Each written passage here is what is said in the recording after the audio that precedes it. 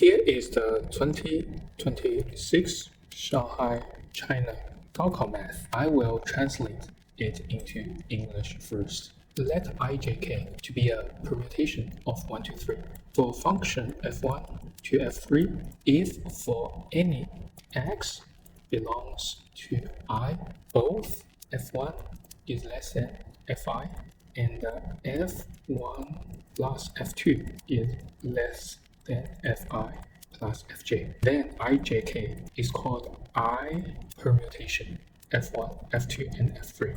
The total number of I permutation f1, f2, f3 is denoted by fi. So for the first one, for I equal to 3 to the infinity, f1 x equal to x, f2x equal to 0, f3x equal to x squared plus 1. Determine whether 3, 1, 2 is an I permutation. For the second one, I is larger than 0. We are given f1 equal to x minus 1, f2 equals to x plus m, f3 equal to x squared.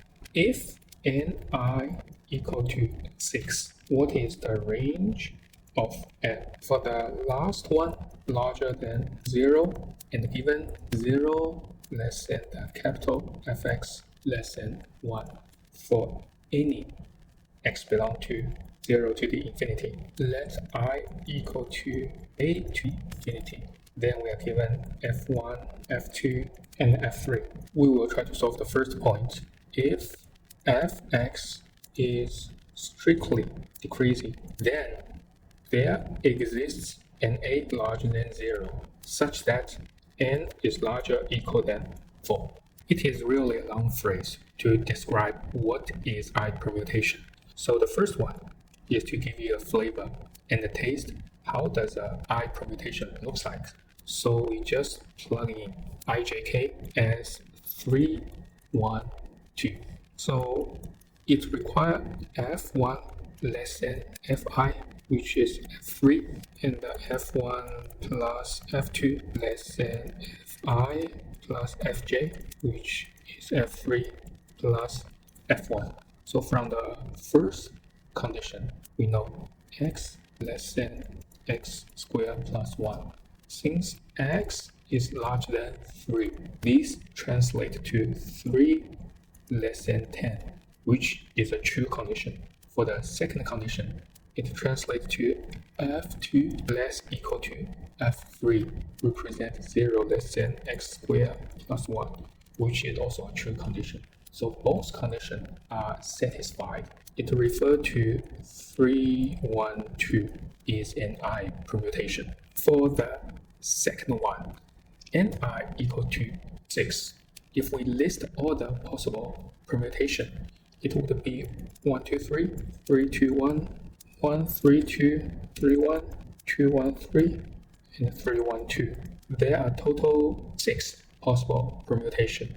And if we try to analyze these permutations one by one. So for the first one, f1 less than fi, f1 plus f2 less than fi plus fj, refer to f1 less than f1, it is always true. In the f1 plus f2 less equal than f1 plus f2, it is always true. Then let's look at the second one. f1 less than f3, f1 plus f2 less than f3 plus f2. So it refers to f1 less than f3 and f1 less than f3. If we list all the possible combinations, we can find that there is a pattern here. There is only one possibility to meet all the requirements.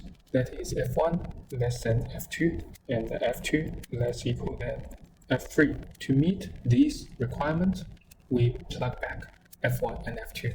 Then we solve for m less than 1/4. For the third question, just recap. If fx is strictly decreasing, whether there exists an a larger than 0, make the number of the I permutation larger equal than 4. We are given that fx belongs to 0 and 1 for all x larger or equal than 0. Since fx is decreasing for any x larger than 0, fx is always less than f0. Let's assume f0 to be n for the sake of the discussion, where n belong to 0 and 1. So the function f3 is equal to 1 minus e to the power of negative x. We know ex is strictly increasing, and then e the negative x decreasing, and 1 minus e to the power of negative x is strictly increasing. As x approach infinite, f3 is approach 1. Since m is less than 1, there must exist some constant a larger than 0. Make 1 minus e to the power of a larger or equal to m.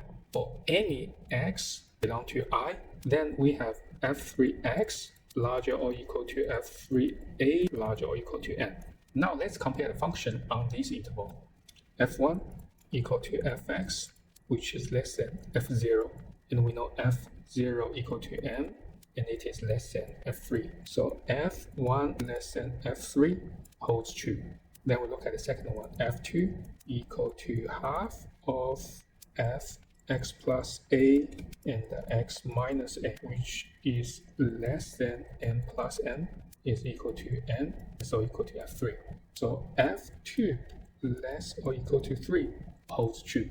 Referring back to the permutation logic, when f is less than f3 and f2 is less than f3, exactly 4 permutation, 1, 2, 3, 1, 3, 2, 3, 1, 2, and the 3, 2, 1 satisfy the definition. Therefore, there exists an a larger than 0, such as ni larger or equal to 4.